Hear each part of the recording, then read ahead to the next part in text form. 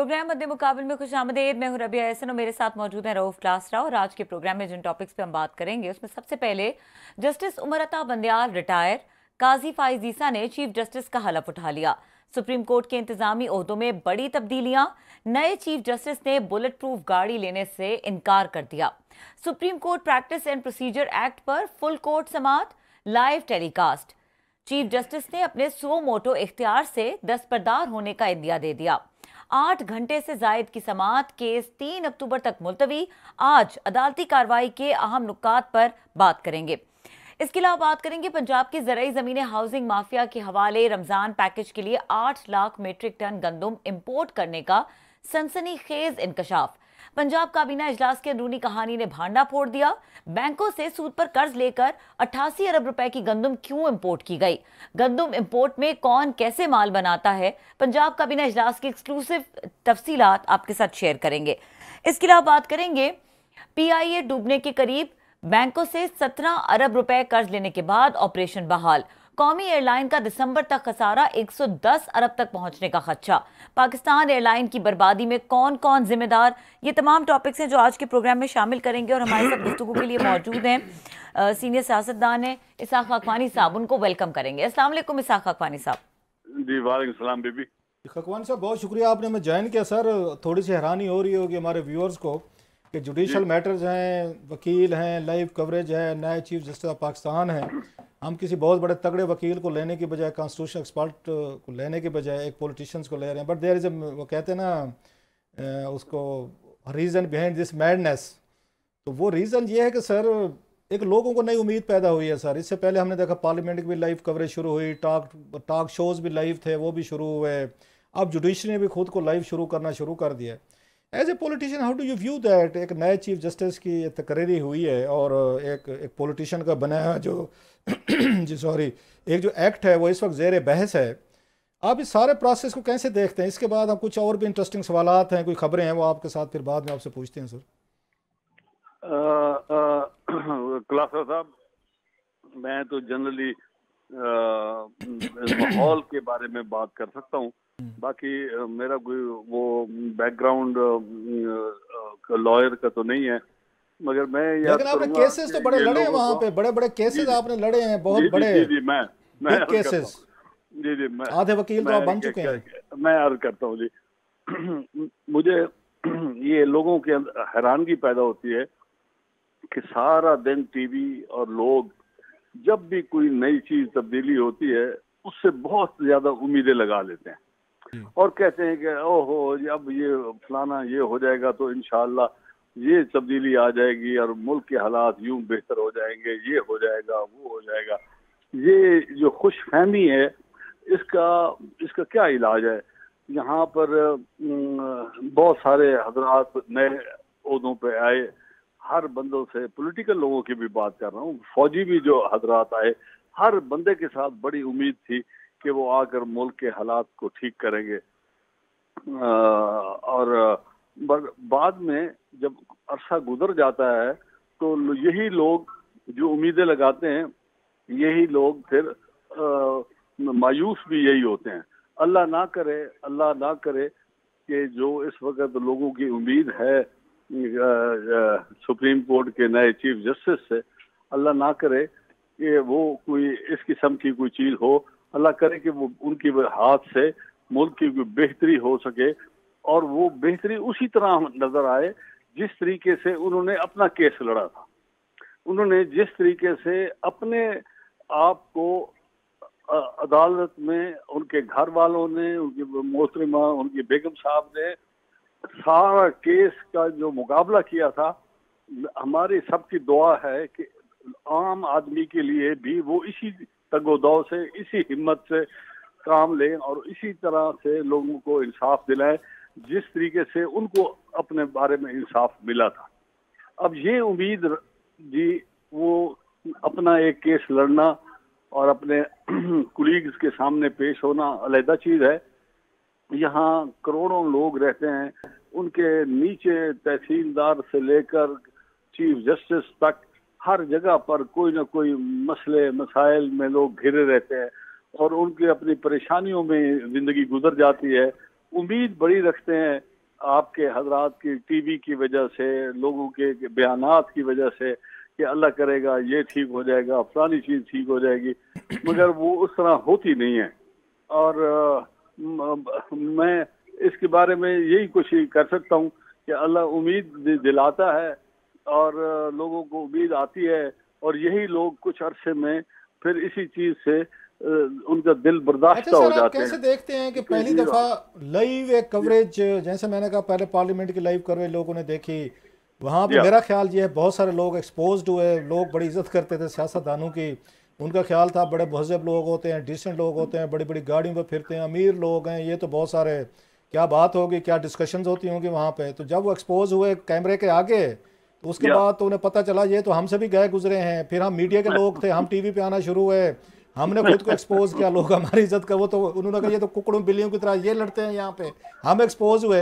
How do you see that कि अब judiciary का लाइव कवरेज शुरू हो रही है, तो do you think live coverage उनको स्ट्रेंथन करेगी जुडिशरी को, या जैसे पार्लियामेंटेरियंस और हम सहाफ़ी लोग एंकर एक्सपोज हुए हैं, वो भी इसी तरीके से लोगों को पता चलेगा अच्छा यहाँ पे तो ये कुछ होता है?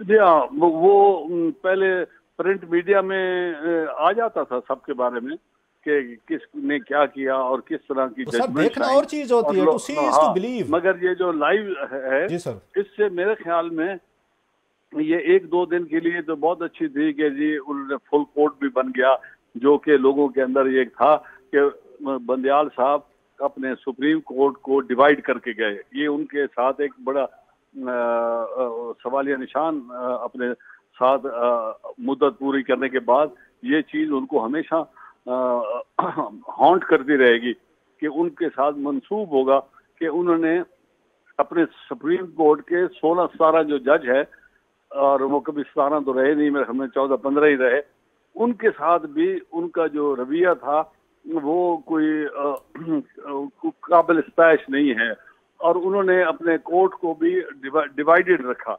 अगर लोग कहते हैं कि अगर 15-16 आदमी आपके साथ उनके साथ नहीं चला सके तो वो पूर्व मुल्क कैसे चलेंगे, मुल्क के अदालतें कैसे चलेंगी। और लोग बड़े लोगों की चीजें देखते हैं, नोट करते हैं, और अगर उनको पता लगे कि यहाँ पर ये हालात है तो ये ट्रिकल डाउन इफेक्ट होता है, नीचे भी इसी तरीके से लोग आपस में हाई कोर्ट फिर इसी तरह बिहेव करते हैं, फिर सेशन कोर्ट इस तरह बिहेव करते हैं, फिर मजिस्ट्रेटों की अदालतें इस तरह बिहेव करती हैं कि यार फलानी चीज के बारे में ज्यादा सुना जा रहा है, यार हम उस तरह करेंगे तो हम मकबूल हो जाएंगे, हमारा केस अच्छा लग जाएगा, फलाने के साथ ताल्लुक रखें। ये चीजें नहीं होनी चाहिए। और ये जो जज साहब ने एक रिवायत शुरू की है फुल कोर्ट की, ये बहुत अच्छी रिवायत है कि यहाँ पर लोगों को पता लग जाएगा और कुलीग्स को भी पता लग जाएगा कि उनके साथ किस तरीके से सिलेक्टेड जजेस के सामने केसेस रखे जाते थे, और वो फिर उस तरीके से केसेस चलते रहते थे। अच्छा सर, हमने माजी में देखा खान साहब, हमने माजी में देखा, आपने बड़ा अच्छे तरीके से बताया कि कैसे वो जज साहबान को डिवाइड करके गए हैं। उमरदा बंदयाल साहब, नो डाउट कि वो 3 जजेस के साथ, 2 के साथ उन्होंने पूरे अपनी टेन्योर गुजारी, और वाज़ेह था बहुत सारी जजमेंट्स में उन्होंने अपने अपने नोट्स भी लिखे, जजेस ने ओपनली नोट्स लिखे कि जनाब आपकी पॉलिसीज, आपके फैसले ठीक है, फेयर इनफ। लेकिन काजी साहब जो हैं, विद ऑल ड्यू रिस्पेक्ट, तो माजी में हमने देखा इनके भी अपने फेलो जजेस के साथ रिलेशनशिप जो है थोड़ी सी ट्रबल रही है। जस्टिस खोसा साहब के साथ रही है, साकिब निसार साहब के साथ रही है, उमरता बंदयाल साहब के साथ रही है, हार्ड हिटिंग से बंदे समझे जाते हैं। डू यू थिंक कि वो अब पूरी कोर्ट के जो माजी में हमने देखा 4-5-6 साल पिछले इफ्तिखार चौधरी साहब के बाद जिस तरह के टर्बुलेंट पीरियड कुछ आए हैं, will he be able to manage, मतलब बड़े अहम केसेस आने हैं, खान साहब का आना है, उसके बाद नवाज शरीफ साहब का आना है, फिर इलेक्शन वगैरह आने हैं, these are very difficult times ahead. तो पिछला बैगेज ऑफ द पास्ट जो है उसको एक साइड पे रख के, do you think he will rise to the occasion और वो जुडिशरी को दोबारा मुतहद कर पाएंगे?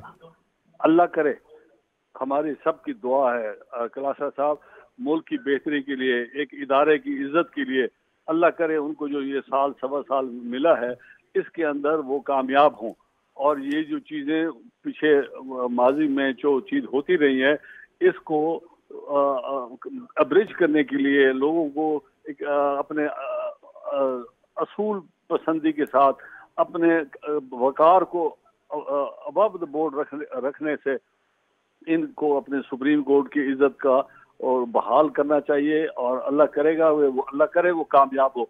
मैं तो सिर्फ एक खदशा पेश कर रहा हूँ कि हो सकता है कि हमने जितनी जवाबी लोगों को देखा, हमने जो देखा जनाब आप अयूब खान साहब थे, ये हमें बड़ी उम्मीद थी कि आएंगे वो ये कर देंगे, वो आधा मुल्क उन्होंने खत्म करा दिया।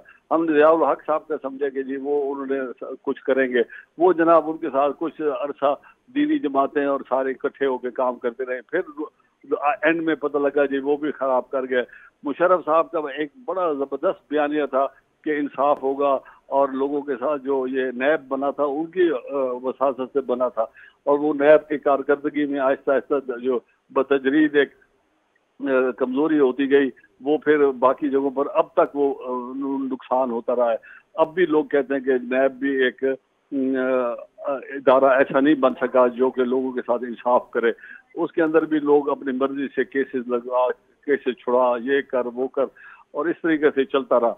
अब उम्मीद आपने की कि जी इमरान खान साहब के साथ, कि जी इमरान खान को मैं हल्फन कहता हूँ, जितनी मर्जी है कसम उठवा ले, मैं हल्फन कहता हूँ कि उनके साथ बड़ी उम्मीदें थी, और वो भी उस उम्मीदों की वजह से उनके साथ वो चीज़ें पूरी नहीं हुई जो लोगों को उम्मीदें थी, और जिस तरीके से लोगों ने उनका साथ दिया, उनके ऊपर भी काफ़ी चीज़ें सवालिया निशान आए, उनके अहलियत पर, उनके काम करने पे तरीकों पर, उनके ऊपर ये अपना ये जो है पैसों शैसों की बात है, उनके घरानों पर, इस तरह की बातें जो है ना, एक दफ़ा हम आसमान पे लोग आदमी को चढ़ा देते हैं उससे उम्मीद रखने के लिए कि ये बहुत अच्छा काम करेगा, ये अल्लाह करेगा, ये हमारे लिए बिल्कुल। खान साहब हम चढ़ा देते हैं या वो बंदा हमें चढ़ा देता है कि जनाब कि मैं ये आसमान से तारे लाऊंगा, चांद लाऊंगा, वो चढ़ाते हैं, हम कहाँ चढ़ाते हैं सर?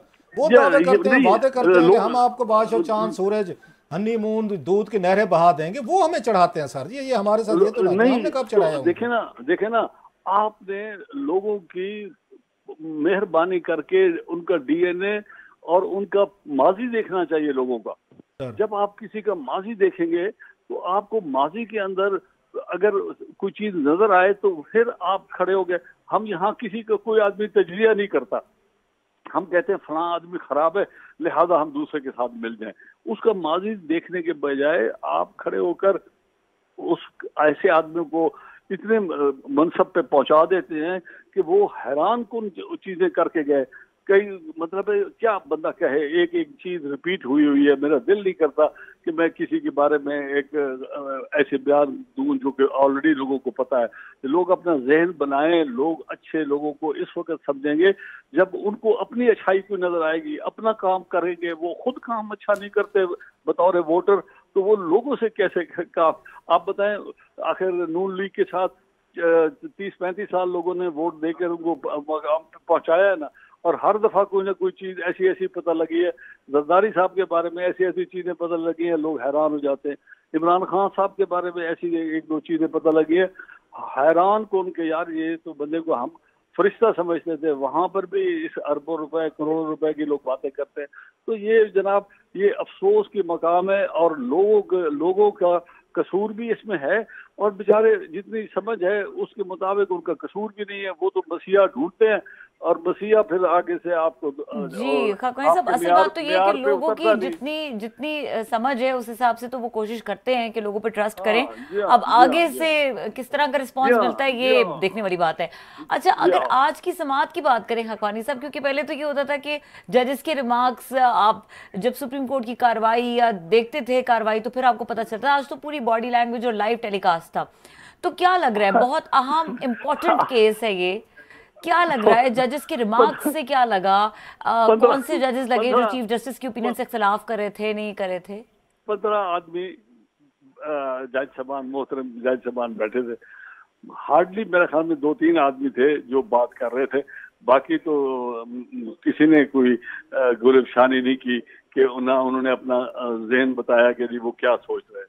फिर उन्होंने जो वकील साहब थे वहां पर उनको 4 दफा कहा गया, 4 दफा से भी ज्यादा कहा गया चीफ जस्टिस ने कि मैं आपको एक सवाल पूछ रहा हूँ, मेहरबानी करके इस सवाल को घर ले जाएं, इसका जवाब बना के ले आए। वो उस सवाल को बार बार उसको जवाब देने की कोशिश कर रहे थे। उन्होंने बार बार कहा, इतने सीनियर आदमी हैं, मैं आपको एक सवाल दे रहा हूँ ताकि आप घर लेके जाए और इससे मुसद्दका एक चीज बना के लेके आए, फिर आप बार बार उसका जवाब देने की कोशिश कर रहे हैं। तो आप बताएं, इस मुकाबले में जो आपस में मुकालमा हो रहा है, इसके बारे में लोग क्या कहेंगे कि सुप्रीम कोर्ट के जज और सुप्रीम कोर्ट का जो सीनियर मोस्ट वकील है जिन्होंने 40-50 साल का काम किया होगा अदालतों में, उनका आपस में बात करने और एक दूसरे की बात समझने में इतना फर्क है कि कमाल हो गई। मैं तो हैरान हो गया क्लासा साहब या बीबी कि आपस में बात करने का वो सवाल कोई पूछता है, जवाब कोई दे रहा है। मतलब है ये तो बड़ा एक नेगेटिव इम्प्रेशन गया। काजी साहब ने 3-4 दफा वकील साहब को कहा, भाई साहब मैं आपसे ये सवाल कर रहा हूँ, मेहरबानी करें इसका जवाब मुझे अभी नहीं चाहिए, मैं आपको सवाल आप पे छोड़ रहा हूँ, आप इस पे तहकीक करके मुसद्दका जवाब अगले पेशी पे लेके आए। वो फिर उसका जवाब देने लगे। तो आप ये कह रहे हैं खकवानी साहब, जो मेरा पहले सवाल था कि ऊंची दुकान फीका पकवान, झूठे रूप के दर्शन, बड़े बड़े वकील, बड़ी बड़ी बातें, मतलब पता ये चला ये तो सारे के सारे लोग एक्सपोज्ड होंगे। अवाम अब बेवकूफ, तो अवाम तो बड़ी बाशऊर हो चुकी है। तो लोग जब इनकी देखेंगे, नाम तो बड़े थे, टीवी चैनल्स पे संभाले नहीं जाते, वहां पे ये गुफ्तगू अकॉर्डिंग टू द केस कर नहीं सकते, तो ये वकीलों को बहुत बड़ा खतरा है वहां पे इस लाइव कवरेज से, या बेंच को बड़ा खतरा है? Sir what is your assessment? लोग तो बड़ा कीनली देख रहे होंगे, सवालों जवाब, एबिलिटीज, उनकी उनकी कॉम्पिटेंसी, उनकी इंटेलेक्ट, उनकी रिसर्च, मेहनत। तो आज तो ख्वाजा अहमद तारिक रहीम साहब जो बहुत बड़ा नाम थे सर, KTR साहब इनको कह, मतलब nicknamed, he was nicknamed, तो KTR साहब तो आज ही फेल टू डिलीवर, मतलब लोगों ने तो जो राय थी वो बड़ी बुरे तरीके से बिल्डोज हुई है उनकी। मैं आज की कार्रवाई के मुताबिक अगर बात करूं तो सिर्फ मैं इतना अर्ज करूंगा कि आपकी बात सही है। आज बेंच नहीं एक्सपोज हुआ, आज वकील साहब एक्सपोज हुए। अल्लाह करेगा कि ये आइंदा और ये वकील साहब कभी हुकूमतें गिराते बनाते थे, अगर आपको याद होगा। KTR साहब 90s की आज की नस्ल नहीं जानती होगी, आप और हम तो, हमने तो देखी हुई है। ये तो हर हुकूमत गिराने बनाने की साजिश में मतलब जो भी होती थी ये तो इन्हीं से मशवरे होते थे। ये तो वकील भी होते थे सुप्रीम कोर्ट में, फरूक लगारी साहब का केस हो, उससे पहले चले जाएं इसाक खान साहब, वो एक लंबी लिस्ट है। नवाज शरीफ साहब की हुकूमतें, बीबी की हुकूमतें तोड़ रही हैं, फोड़ रही हैं, नई बन रही हैं। तो KTR साहब तो आगे फ्रंट सीट पे होते थे। अब पता चला KTR साहब से वो अपना केस नहीं प्रेजेंट कर पा रहे थे सर। मैं तो हैरान हूँ।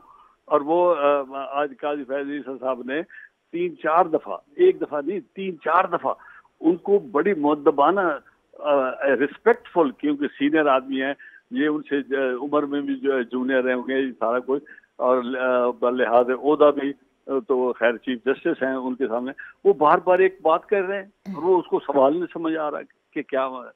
अच्छा एक चीज क्लासर साहब, एक चीज शरारतन एक चीज अर्ज है आपके साथ। हाँ, मैं वो सवाल कर लेता हूँ जो शरारत आपके जहन में है। नहीं मैं शरारतन एक अर्ज कर लेता हूँ सर। मैं अर्ज करता हूँ सर, मैं आज दोस्तों से बैठ के बात कर रहा था कि मैंने क्लिप कल की जो सेरेमनी है ना वो स्पीकिंग की, वो मैंने नहीं देख सका। मैंने 2-3 दोस्तों से पूछा कि क्या प्रेसिडेंट साहब और नए चीफ जस्टिस साहब ने आपस में कोई बातचीत भी हुई, कोई आपस में मुसाफा भी हुआ, कोई एक दूसरे को कॉन्ग्रेचुलेशंस भी की, या सिर्फ एक अहद पढ़ के उनका वो लेकर उनका वो लेकर हल्फ लेकर, तो उन्हें एक दूसरे से, मेरे ख्याल में उन्हें एक दूसरे से हाथ तक नहीं मिलाया। मेरी एक मैंने अभी हमारी रिपोर्टर है राफिया जाहिद है, मैंने उनके जिम्मे लगाया था जब आपसे बात हो रही थी ये प्रोग्राम से पहले, तो मैंने कहा जरा चेक करें वीडियो जो है कि वाकई ये जो बात आ रही है कि उन्होंने एक दूसरे से, प्रेसिडेंट साहब ने या चीफ जस्टिस साहब ने, जब सामने है पब्लिक के, मुझे नहीं पता पीछे हाथ मिलाया या नहीं मिलाया, once they come before the public और कैमरे के, उसके सामने कोई हाथ मिलाया है, तो उनकी रिपोर्ट ये थी जो वीडियो लिंक देख के कि कोई हाथ हैंड शेक नहीं हुआ वहाँ पे। सर साहब होता यह है सर कि जब प्राइम मिनिस्टर की और चीफ जस्टिस, दो ही बंदे हैं ना जिनके वो खुद अहद लेते हैं प्रेसिडेंट साहब, तो उसके लिए ये होता है कि जो अहद लेने वाला आया है आदमी प्रेसिडेंट साहब से, वो पहले कुछ देर प्रेसिडेंट साहब के साथ 10-15 मिनट गपशप और मुसाफा करके एक दूसरे से अपना ख्यालात और एक दूसरे से गपशप लगाते हैं, और फिर वो दोनों नीचे आकर 5वीं मंजिल से वो नीचे आकर इकट्ठे हॉल में आते हैं सर। और आकर हॉल में फिर वो हल्फ देते हैं। हल्फ के देने के बाद वो एक दूसरे से मुसाफा करते हैं। मेरा नहीं ख्याल कि ये एक्टिविटी आज नहीं हुई होगी। नहीं, आपके हमारे सदर में बड़े अच्छे सोर्सेस से लास्ट टाइम आपने बड़ी खबर ब्रेक की थी हमारे एक शो में, जब उन्होंने सदर आरिफ अलवी साहब ने उनकी मुलाकात करी थी खुफिया जनरल बाजवा साहब से और खान साहब से। वो खबर आपने हमारे शो में ब्रेक की थी। अभी भी आपकी आरिफ अलवी साहब से अच्छी दुआ सलाम होगी, तो आप थोड़ी सी कॉल करके चस्का ले लेते, पूछ लेते कि सर जी क्या हुआ, कुछ चाय पानी पिलाया, कुछ मुसाफा किया, बिठाया नहीं बिठाया, कितनी देर लगती थी सर आपको? You should have done it sir. देखिए, मेरे दिल में अफसोस हुआ कि इस लेवल पे अगर यहाँ इतनी कशीदगी है तो अल्लाह करे मैं गलत हूँ, अल्लाह करे उनके आपस में ताल्लुकात सही हूँ।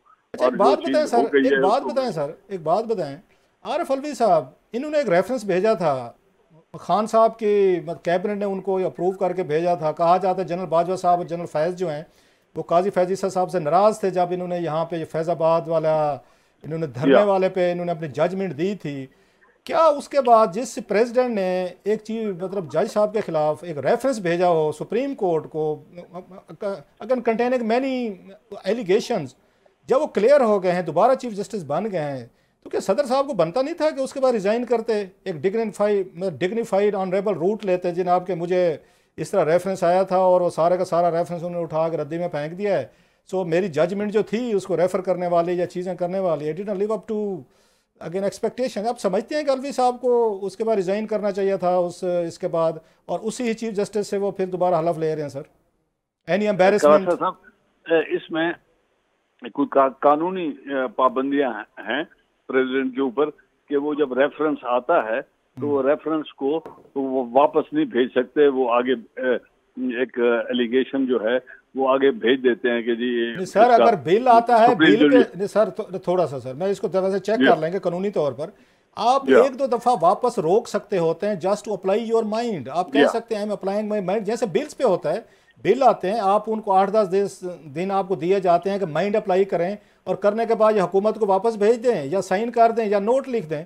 तो ये इस तरह ये भी कर सकते थे। मैं वैसे चेक कर लूंगा कि क्या वाकई बाइंडिंग है या he can apply his mind for certain days, तो वो वापस भेज सकते हैं और फिर वो भेजें तो फिर फॉरवर्ड करें। सर साहब के केस में जो जजमेंट आई थी सुप्रीम कोर्ट की, उसमें लिखा गया था कि the president did not apply his mind. Yes, ठीक है जी। अगर आप याद करें और अगर आप कागज देखें, मैं वही बात कर रहा हूं, उसमें लिखा हुआ है कि the president did not apply his mind. इसका मतलब है कि अगर वो अपना गौर से उस चीज को पढ़ते तो कम से कम और कुछ नहीं तो शायद एक दफा वापस कर देते जी। मगर वो शायद इमरान खान की नाराजगी और उसके पीछे जो चीजें थी कि जी ये जरूर जनरल थे, उनके पीछे सीधा कह रहे हैं जनरल बाजवा साहब और जनरल फैज साहब थे सर। जी हाँ, वो फिर उन्होंने शायद उसकी नहीं मुनासिब समझा के उसको करें। जी हाँ, बड़ी मेहरबानी sir. Very kind of you sir. बहुत शुक्रिया सर जी, बहुत शुक्रिया। इसाक हमसे एक्सक्लूसिव गुफ्तगू कर रहे थे और यहाँ पे वक्त हुआ है ब्रेक का। ब्रेक के बाद बात करेंगे, इस डिस्कशन को भी आगे बढ़ाएंगे। इसके अलावा बात करेंगे पंजाब काबीना की एक्सक्लूसिव स्टोरी के हवाले से। एक एक्सक्लूसिव स्टोरी है गंदम के हवाले से। पाकिस्तान एक ज़राई मुल्क है, क्या डिस्कशन हुई इसके ऊपर और क्या इंकशाफात हैं गंदम को लेकर, वो ब्रेक के बाद आपके साथ शेयर करेंगे। हमारे साथ रहिए। Welcome back. और बात करेंगे क्लासेस साहब, बैंकों से सूद पर कर्ज लेकर 88 अरब रुपए की जो 8 लाख मीट्रिक टन गंदम है वो इंपोर्ट की गई है। इस हवाले से पंजाब काबीना इजलास की जो एक्सक्लूसिव डिटेल्स हैं वो क्या है? स्टोरी सितंबर को इजलास हुआ है पंजाब की काबीना इजलास का, exclusive stories we are sharing with you. उसमें इंकशाफ किया गया है कि जनाब कि हमने 88 बिलियन रुपीस की गंदम बाहर से मंगवाई है, 88 अरब रुपए की। ये सिर्फ एक सूबे की बात हो रही है जो उन्होंने ली है। ये मुल्क जो था टोटल, मुझे याद पड़ता है कि हमने जब हमारे पास सरप्लस गंदम थी 2020 से पहले 18-19 तक हमारे पास सरप्लस गंदम थी, तो हमने उस वक्त गंदम और चीनी दोनों सरप्लस थे। चीनी तो हमने 4 बिलियन रुपीज़ की सब्सिडी दे के हमने बाहर भिजवा दी थी सारे के सारे। कुछ दिन बाद पता चला कि मुल्क में चीनी नहीं है, गंदम ही नहीं है। ये हमारे समझदार देखे, हमारे जो पॉलिसी मेकर, हमारे हुक्मरान, कैबिनेट, यहाँ ब्यूरोक्रेट्स बड़े बड़े लोग बैठे थे, और बाद में उन्होंने उसकी कीमत जो चीनी की थी 52 रुपए से 70 हुई, 70 से 120 पे गई। जब इंक्वायरी शुरू हुई उसमें, जिसमें बुज़दार साहब भी आ रहे थे, हाशिम बख्त भी था, अब्दुल रज़ाक दाऊद भी थे, उस वक्त फाइनेंस मिनिस्टर जिन्होंने अप्रूवल दी थी सारी, वो ये असद उमर साहब थे, इमरान खान साहब की कैबिनेट थे, सारे लोग थे। तो बाद में इंक्वायरी हुई, ये चारों लोग सेटिस्फाई करने में नाकाम रहे कि भाई साहब आपने ये किस डेटे की बुनियाद पे चीनी बाहर भिजवा दी थी। तो थोड़ा सा मैं आपको इसका बैकग्राउंड दे रहा हूँ कि इस मुल्क की तबाहियाँ और बर्बादियाँ कैसे होती, जो हमें कहा जाता है ना, इतने हज़ारों के कर्जे अरब के फ़लाँ हुकूमत ने ले लिए थे, तो ये खान साहब ने ले लिए, ये शहबाज शरीफ ने ले लिए, उसकी ज़रा कहानी सुनाता हूँ कि हज़ारों अरबों के कर्जे लिए कैसे जाते हैं और अवाम पे कैसे ठुकते हैं, जो अवाम बड़ी खुश होती है कि फ़लाँ चीज़ हमें सस्ती दे दें। सस्ती के नतीजे में आपकी कैसे खाल उतारी जाती, मैं ज़रा वो कहानी आपको बयान कर रहा हूँ। उसके बाद जब उनसे अब्दुल रज़ाक दाऊद साहब जो है सबसे बड़ा झंडा ये उठा के फिर रहे थे, जिनका पता ही नहीं आजकल किधर गए, कि इनको चीनी एक्सपोर्ट करने थे, चीनी बड़ी हमारे पास। असद उमर साहब ने उनके कहने पे और खान साहब ने सिफारिश की, उन्होंने चीनी की, उन्होंने एक्सपोर्ट की इजाज़त दे दी कि शुगर मिल्स वाले तो कह रहे हैं हमारे पास 20 लाख टन पड़ी हुई है, इनको दे दें 10 लाख टन की, कोई मसला ही नहीं है। साथ में 4 बिलियन रुपीज़ उन्होंने सब्सिडी ले दी। जब वो कीमत गई वहाँ पे ऊपर बड़ी 120 तक गई और लोकल मार्केट में शार्टेज शुरू हुई, तो अब्दुल रज़ाक दाऊद से सारे ने पूछा कि भाईजान ये क्या हुआ, आप तो कहते हो चीनी सरप्लस है और कभी यहाँ पे ये महंगी नहीं होगी लोकल तौर पे। उन्होंने कहा जनाब जो उनका स्टाइल है गोरा स्टाइल है, ज़रा गोरा स्टाइल में तो पता पाकिस्तानी कौम बड़ी जल्दी मुतासर आती है, जो अंग्रेजी बोलते हैं ना गोरे स्टाइल में, तो गोरे स्टाइल में जनाब अब्दुल रज़ाक दाऊद साहब ने कैबिनेट मेंबरान को दबाया। उन्होंने कहा वेल जेंटलमैन मुझसे गलती हो गई तो मैंने माफ़ कर दो पंजाबी स्टाइल में। कि क्या हुआ जनाब? उन्होंने कहा जनाब ये मुझे इन्होंने ये जो है इन्होंने वो बना दिया, बेवकूफ़ बना दिया था शुगर एसोसिएशन वालों ने, इन्होंने मुझे डाटा ही गलत दिया था और मैं इन पर यकीन कर बैठा। अंदाजा करें एक डेटे गलती से, जो कि मेरा डिलिबरेट इनकी होगी है। अगर इस तरह की जो गलतियां होती हैं जानबूझ के की जाती है, नाइव नहीं हो सकते ना, नहीं होते। आप इतने बेवकूफ हैं, आपको डस्कान में कोई आके कोई चूना लगा के दिखे, आपकी अपनी कंपनियां हैं उसमें कोई चूना लगाने देते हैं अब्दुल रज़ाक दाऊद? किसी को आए झूठ बोले और 2 नंबरी करे और गलत फिगर दे के फैसला करा ले, इजाजत देते हैं अब्दुल रज़ाक दाऊद साहब? या दाऊद फैमिली देगी वहाँ चूना लगाने के? मुल्क को चूना लगवाना था, आवाम को चूना लगवाने के लिए कहते हैं शुगर एसोसिएशन वालों ने मुझे गलत डाटा दे दिया था, जिसकी वजह से जनाब ये सब कुछ हो। अरब रुपए आपके 500 बिलियन रुपीज़ उस वक्त आवाम की जेब से निकले थे। और फिर हमने महंगे दामों चीनी बहर से आज तक इंपोर्ट हो रही थी, अभी कुछ अर्से पहले तक हमने फिर एक्सपोर्ट शुरू कर दिया। ये अजीब तमाशा बना हुआ है। ऐसे गंदम को साथ हुआ। हालत ये थी इस मुल्क की, $10 बिलियन के करीब के हमने 2021 में हमने गंदम, चीनी, काटन, दालें, एल मंगवाई हैं। $10 बिलियन की उस वक्त मंगवाई जब पूरी दुनिया से आप 1-1 टक्का भीख मांग रहे थे, डॉलर मांग रहे थे। ये पैसे हमें कमाने चाहिए थे। Being a agriculture country you should have earn it, आपको अर्न करने चाहिए थे। हमने बैठा के उल्टा दुनिया से सारा सौदा मंगवाया, गंदम भी मंगवाई है, काटन भी, ये चीज़ हम एक्सपोर्ट करते होते थे। रीज़न क्या बनी? अब आपकी दफ़ा पता चला, रीज़न मैं बाद में आता हूँ। अब ये पता चला रमज़ान पैकेज होना था, गंदम नहीं थे आपके पास।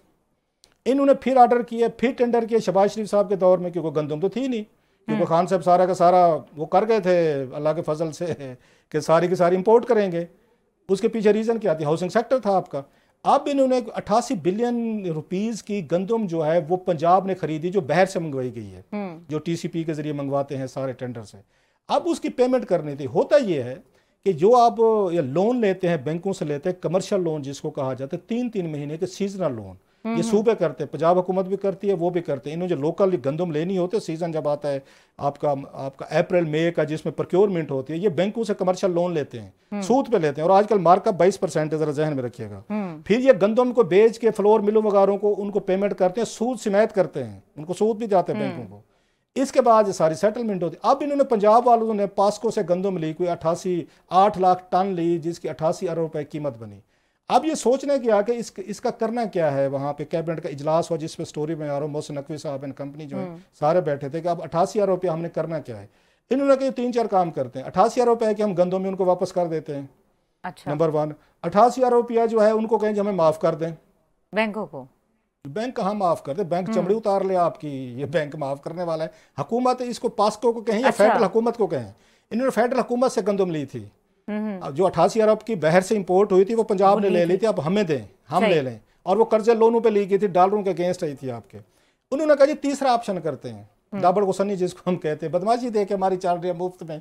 वो क्या था? उन्होंने कहा जनाब कि पंजाब हुकूमत के पैसे देने हैं फेडरल हुकूमत ने, हमारे भी कोई बनते हैं उनकी तरफ, इनको उसमें एडजस्ट कर लेते हैं ना, हम इनको वापस। अच्छा, उसने पूछा, उन्होंने वहाँ पे अफसरों ने कैबिनेट की मीटिंग में उन्होंने पूछा, उन्होंने कहा सर इनको काइंड में वापस करें, कैश में वापस करें, कि गंदम वापस करें या पैसे दें इनको। इस पे वहाँ के छोड़ें, ये दोनों ऑप्शन बेकार हैं। पैसे दे ही ना, जो इन्होंने हमारे देने हैं ना उसमें एडजस्ट कर। मतलब आपकी मेरी एक डील हुई है किसी और कोई सब्जेक्ट में जिसके आपको पैसे, आपने कहा नहीं रऊफ साहब आपने जो फलां टाइम जो सौदा लिया था उसके पैसे रहते हैं, जरा ये पैसे उसमें मैं अपनी तरफ से कोई आपकी हुकूमत से कोऑर्डिनेशन नहीं है, कोई कुछ, इसको छोड़ दें ये एडजस्टमेंट। सवाल और है, ये मुल्क जो था इसकी बर्बादी की कहानी देखें। जिस मुल्क को गंदम मंगवानी पड़े खाने के लिए और हम दावे करते थे ज़रिए मुल्क, आपने जो बर्बादियां की हैं, मतलब जिस साल, उसके बाद मैंने खान साहब को सीरियस नहीं लेता, लोग बड़े पूछते हैं मुझसे, उनके कई फैसले, मतलब उस्मान बुज़ार को वज़ीर आला लगाने के बाद खान साहब को सीरियस नहीं लेना चाहिए। मैं तो नहीं लेता, आप लोग लेते हैं, बहुत सारे उनके आशिकीन मौजूद हैं मार्केट में जो लेते रहते हैं। जब उन्होंने जाके जिस साल,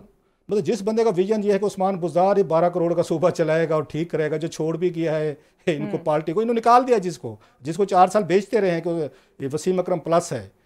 और अभी भी मेरा ख्याल है अगर खान साहब इलेक्शन जीते दोबारा उसी को वज़ीर आला बनाएंगे, ये जहन में रखिएगा। इन केस अगर पंजाब में मौका मिला दोबारा वही वज़ीर आला बनेगा। उस तरह जैसा बंदा उस्मान बुज़ार साहब जैसा हीरा जो है ना आपको नहीं मिलना। दूसरा जो इन्होंने काम किया, जिसके बाद मैं इनको सीरियस नहीं लेता था कि इनके साथ कोई और मसाइल है खान साहब के, वो था इन्होंने जिस साल $10 बिलियन की आपने गंदम बाहर से मंगवाई है, चीनी मंगवाई है, काटन मंगवाई है, दालें मंगवाई है, ऑयल मंगवाया है। उसी साल आपने रूडा प्रोजेक्ट लॉन्च करके 1.25 लाख एकड़, मतलब रावी रिवर की जमीन, 5 जो सेंट्रल पंजाब के सोने की जमीनें हैं, जो गंदम, काटन, गन्ना, ये सारी चीजें आपको चावल, राइस की वो फसलें देते हैं, वो आपने उठा के अपने 10 उनको दे दिए, डोनर्स को दे दिए, जो आपको डोनेशन देते थे, जो बिल्डर से जो हाउसिंग को बड़े बड़े प्रोजेक्ट करते थे, आपने उठा के उनको दे दी। कोई सेन आदमी ये काम कर सकता है कि जिस मुल्क में ग़िज़ा की किल्लत है पर डॉलर नहीं है हमारे पास, पैसे नहीं है, हम सऊदी अरब से मांग रहे हैं, चाइना से मांग रहे हैं, IMF से मांग रहे हैं, आपको इस वक्त तो ज्यादा से ज्यादा उस जमीन की आपको जरूरत है। आपका एरिया अंडर कल्टीवेशन कम हो रहा है, काटन का कम हो रहा है, आपका इसका वीट का कम हो रहा है। लोग घरों के बगैर रह सकते हैं, छत के बगैर रह सकते हैं, खाने के बगैर तो नहीं रह सकते। अच्छा, गंदम जो हमारे स्टेपल फूड है, लोगों की हैबिट्स है, चावल और गंदम जो है, लोग जब तक रोटी नहीं खाएंगे उन्हें लगती नहीं उन्होंने कुछ खाया है। आपने उठा के 1.25 लाख एकड़ जमीन उनको कर दी है। इस वक्त पूरा मुल्क एक हाउसिंग सोसाइटी बन चुका है। और क्लासेस साहब, खान साहब का तो ये बहुत बड़ा वो स्लोगन रहा है ना कि बिलियन ट्री सुनामी और मुल्क में दरख्त ही दरख्त होने चाहिए। तो जो ज़रई ज़मीन है जो आपको सिर्फ ये नहीं कि दरख्त ग्रीनरी देती है या पोल्यूशन के लिए बेहतर है, वो तो आपको फूड प्रोवाइड करती है। उसके पीछे अगर आप पड़ जाएं और उसको भी कंक्रीट और सीमेंट से भर दें, जिस दिन सुप्रीम कोर्ट ने फैसला दिया ना, उसी दिन खान साहब ट्रैक्टर ट्रालियां लेके पहुंच गए थे रावी पे। लाइव कवरेज हुई है, देख लें। उन्होंने कहा मैं आज इफ्तिताह करूंगा, और डोनर थे सारे जो इनकी पार्टी को फंड कर रहे थे, पैसे दे रहे थे पीछे से। आपने जब उठा के, मतलब मैं पहले कई दफा कह चुका, मुल्तान की बहुत बड़ी वहां पे उन्होंने आमों के बाग उजाड़ दिए, उन्होंने खेत उजाड़ दिए, उन्होंने फसलें उजाड़ दी। एक मैं बहुत बड़ी हाउसिंग सोसाइटी में गया, वहां पे 26,000 कोई एकड़ के ये उसके 30,000 एकड़ उन्होंने लिया।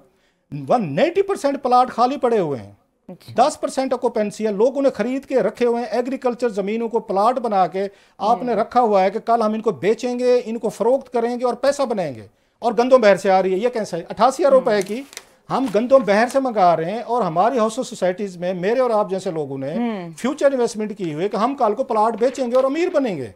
और जमीनें हमारी 90% प्लाट खाली पड़े हुए हैं, वो खाली पड़े हुए हैं। आप चले जाए मुल्तान की, मैं खुद देखे, मुल्तान ही हर जगह ये शहर होगा, लाहौर चले जाएं वहाँ पे आपको ये मिलेगा, गोजरावाला चले जाएं, ये उसकी फरागोगी की और एहसन जमील गुजर की बहुत बड़ी हाउसिंग सोसाइटीज़ है, जिसलिए खान साहब ने हाउसिंग सोसाइटीज़ को, कल्चर को आपने प्रमोट कर दिया। हर सियासतदान, हर ब्यूरोक्रेट, हर ऑलमोस्ट सहाफ़ी, कोई बड़ा बिजनेसमैन, लोगों ने यहाँ पे वो इसमें इन्वॉल्व हैं। लोगों ने जो आपके एक्सपोर्टर थे, मैं नाम लेता हूं तो गौहर इजाज साहब का, जिनको इस वक्त उन्होंने मिनिस्टर बनवाया है, उन्होंने वो एक्सपोर्टर थे, एक्सपोर्ट उनके उन्होंने कहा मैं पहले हाउसिंग सोसाइटी खोल लूं। वो इस वक्त प्लाट की फाइलें भेज, आपका वजीर साहब जो हैं, जो एक्सपोर्टर थे, उन्होंने एक्सपोर्ट छोड़ के वो इस वक्त उन्होंने हाउसिंग सोसाइटी खोली हुई है। जब इस मुल्क में आपने सारे मुल्क को हाउसिंग सोसाइटीज बना दिया है, कहीं पे कुछ सरिया सीमेंट, कहीं पे खाली जगह नजर आई है ना, इन्होंने जाकर सरिया सीमेंट ठोक दिया वहां पे, और पूरा मुल्क इसमें शामिल है। इससे कुछ ज्यादा कोई आपके लिए हो सकता है कि अब ये होगा क्या? 88,000 रुपए का लोन लिया ना आपने, इस पे 22% कर्जा है। लोन भी देना है, कर्जा भी देना है, और लोगों से लेना है। लोग जो कहते हैं ना हमें सस्ती गंदम मिल गई, सस्ता आटा, सस्ता पेट्रोल, सस्ता डीजल, कोई सस्ता नहीं होता। ये बैंकों से लोन लेते हैं, कर्जा लेते हैं, कमर्शियल लोन लेते हैं, फिर बैंकों को बिलियंस रुपीस के प्रॉफिट हो रहे हैं, आपकी जेबों से जाते हैं, हमसे निकाल के देते हैं, उन्होंने अपनी जेब से देना। आपका क्या ख्याल है कि वजीर आजम जो है किसी को देगा? आपने हाउसिंग सोसाइटीज को रोका है कहीं पे कि एग्रीकल्चर जमीनों पर नहीं बनेंगी? आपने तबाही फेर कर रख दिया सारा का सारा मुल्क को। अच्छा, ये जो आपके प्लाट कल्चर है, इसके बारे में कहा जाता है जब आप हाउसिंग सेक्टर चलाते हैं कोई भी, आप एक वो जो कौम है ना, एक दूसरे के साथ बिजनेस कर रही है। मैंने आपसे प्लाट लिया 1 करोड़ रुपए का, आपने किसी को 1.5 का बेचा, 1.5 वाले ने 2 का, हम एक दूसरे की जेबों से पैसे निकालते रहते हैं, 50 लाख 30 लाख 20 लाख। जब आप ये दुनिया के साथ मार्केट करते हैं, बिजनेस करते हैं, देन यू अर्न डॉलर्स। मतलब आपने अब 88 बिलियन रुपए बैंकों की अयाशियां हैं, लोग बड़े खुश हैं, सारे का सारा चल रहा है, बहर से गुम, हमें शर्म से डूब मरना चाहिए। ये मुल्क जो है पिछले 4-5 साल से गंदो बहर से मंगवा रहे हैं, और हम कहते हैं हाउसिंग सेक्टर हमारा तरक्की कर रहे हैं। आपके सारे के सारे बिल्डर्स, आपके सारे के सारे ये लोग जो है उन्होंने बिठा के ज़रिए आपकी ज़राअत को तबाह कर दिया, कल्चर बदल गया है। कौम बड़ी खुश है कि पैसे जो हमने इसको एडजस्ट करने हैं, बैंकों को देने हैं, लोन कर्जा मांग के भीख मांगने के बाद हम गंदो मंगवाते हैं। अपने जो हमारी ज़मीनें हैं वो आपकी 90%, 80% ऑक्यूपेंसी है ना, खाली पड़ी हुई है, क्योंकि मैंने उसको उसके लिए रखा हुआ है। ये मतलब it's a shame for us कि गंदम 4-5 साल से बाहर से मंगवा। क्लास साहब, यहाँ पे कहानी खत्म नहीं हो रही है, एक और भी दर्दनाक कहानी है, उसे करेंगे ब्रेक के बाद। वो बाकमाल लोग, लाजवाब सर्विस, वो बाकमाल लोगों ने बड़ा ज़बरदस्त कमाल किया है।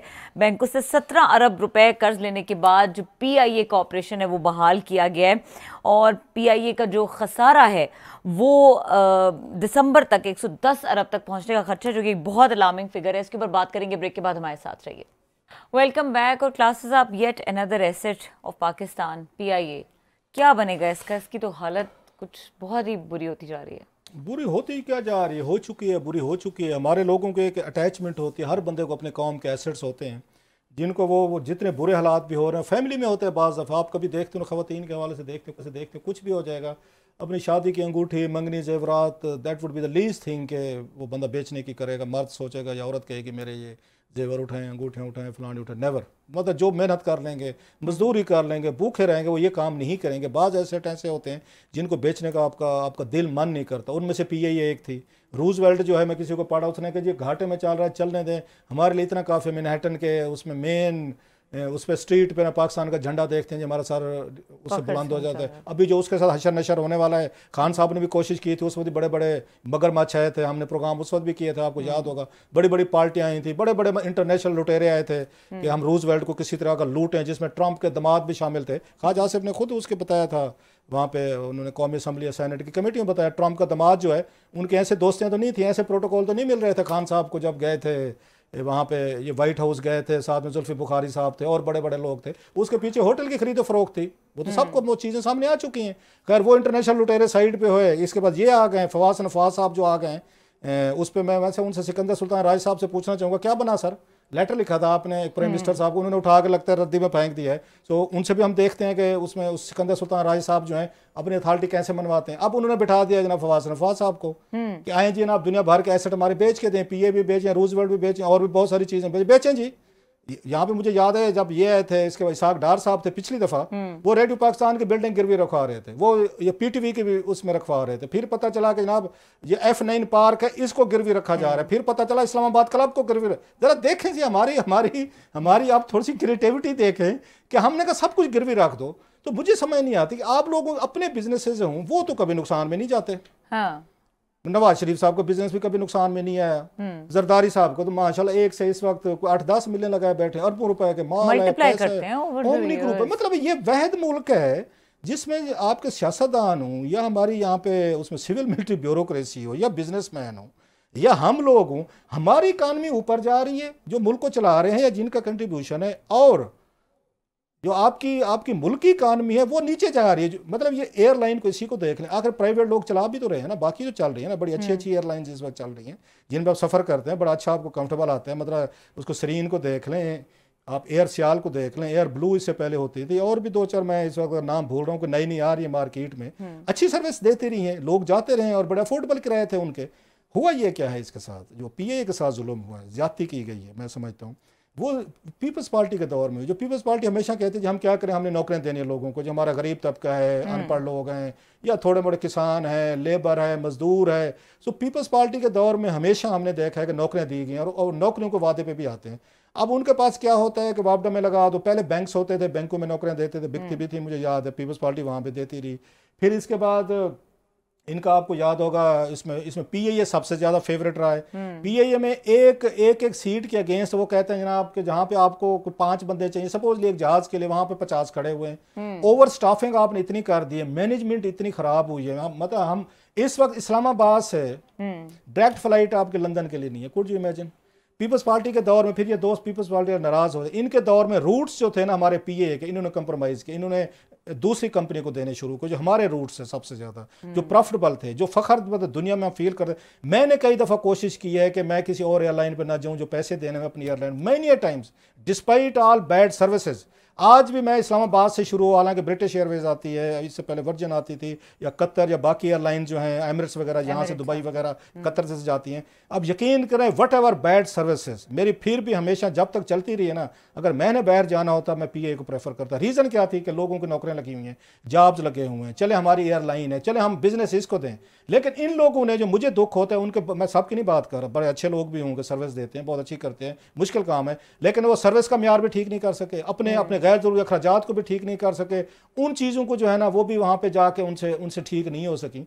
सो ये लॉसेस, फिर तनख्वाहें देनी है आपने लोगों को, फिर उसको फ्री टिकट्स देने हैं आपने, फ्री आपने खाने देने हैं, फ्री फ्लाइट्स लेनी है, तो फिर तो तबाही होनी थी जो आपके साथ मची है सारी। तो साहब अब क्या प्लान है हुकूमत के पास? 110 अरब रुपए तक इसका खसारा पहुंच जाएगा दिसंबर तक, और ऑलरेडी वो कमर्शियल बैंकों से लोन्स लेके चल रहे हैं। इसका एक ही मुल्क को हल चल रहा है जो आवाम को समझ नहीं, जो पेट्रोल पे नाराज हैं, जो डीजल पे नाराज हैं, गैस पे, किरायों पे, इन पे, वो जहन में रखें आपको सस्ती चीजें देने के लिए ये लोग जो है ना ये सारा बैंकों से कर्जे ले रहे हैं, कमर्शियल कर्जे ले रहे हैं। बल्कि अभी हमारे दोस्त रिजवान खान साहब ने कराची से उनका आया था, उन्होंने कहा जनाब ये जो आप फरमा रहे हैं ना कि उसका 22% जो है ये उन्होंने कहा उस पे है, ये जो आपको दे रहे हैं आप उसकी मार्कअप की बात कर रहे हैं। मैं ज़रा उनका एक उसमें दे, वो कहते हैं 22% डिपॉजिट रेट है, जो लेंडिंग रेट है वो आपका मिनिमम 25% है जी। जब बैंकों को आप 25% पे पैसे ले रहे हैं, बैंकों को क्या जरूरत है किसी आम आदमी को कर्जा दे? हुकूमत पाकिस्तान सबसे बड़ी उनकी वो है, उनकी बारवर है, सबसे बड़ा क्लाइंट है। अच्छा क्लास साहब, लेकिन ये बताइए कि क्या महंगाई होने के बाद, महंगी चीजें लेने के बाद ये इंश्योर हो जाता है फैक्ट कि पाकिस्तान तरक्की करेगा? भाई बात यह है कि 2 तरीके हैं जो लोगों को बस तो सच सुनने की किसी को है नहीं, सख्त नहीं है, नाराज होंगे लोग तो वो सुनना चाहते हैं जो उनके जहन में है। वो ये है सीधी सी कि जो चीज़ पेट्रोल आपको 400 रुपए में मिल रहा है, सपोज जो खान साहब ने किया, चलो वहाँ से लेते हैं, जब खान साहब ने पेट्रोल सस्ता किया था 150 से 140 किया था, बड़े लोग खुश हुए थे। आप जहन में रखें 50 से तेल का रेट 150 रुपए था, आपको 10 रुपए फी लीटर उन्होंने आपको रियायत की थी। वो 10 रुपए कहाँ से आए होंगे आपका ख्याल है? What is your gas? तो दरख्तों पे पैसे तो उगते नहीं है, आसमान से तो गिरते नहीं है। आपने क्या किया? इन्होंने 250 बिलियन रुपीज इन्होंने आपका पब्लिक सेक्टर डेवलपमेंट, जहां से मोटरवे बनने थे, सड़क बननी थी, एयरपोर्ट बनना था, कोई स्कूल बनना था, डिस्पेंसरी, कोई चीज़ डेवलपमेंट होनी थी जहां से आपके आम लोगों को पैसे वो मिलते हैं, नौकरियां मिलती हैं, जॉब्स मिलते हैं डेली वेजेस के।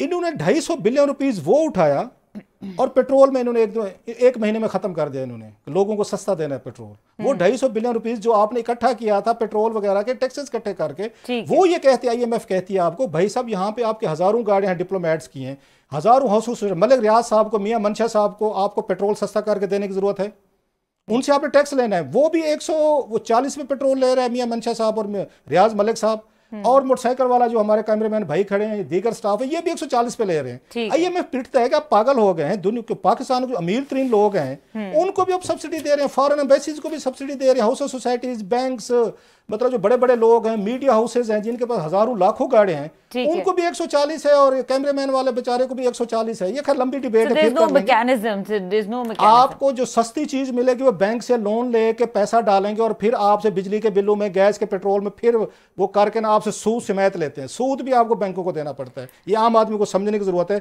जो चीज सस्ती करके देंगे, अगर महंगी खरीद रहे हैं, फिर बैंकों से बिलियंस ऑफ रुपीज के 25% पे लोन लेके फिर 3 महीने बाद आपसे रिकवरियां करवाएंगे किसी और चीज का टैक्स बढ़ा के। ठीक है क्लास साहब, पूरी इक्वेशन समझने की जरूरत है, और यहाँ पे प्रोग्राम का वक्त खत्म हो गया है। देखने के लिए शुक्रिया, इजाजत दीजिए, अल्लाह हाफ़िज़।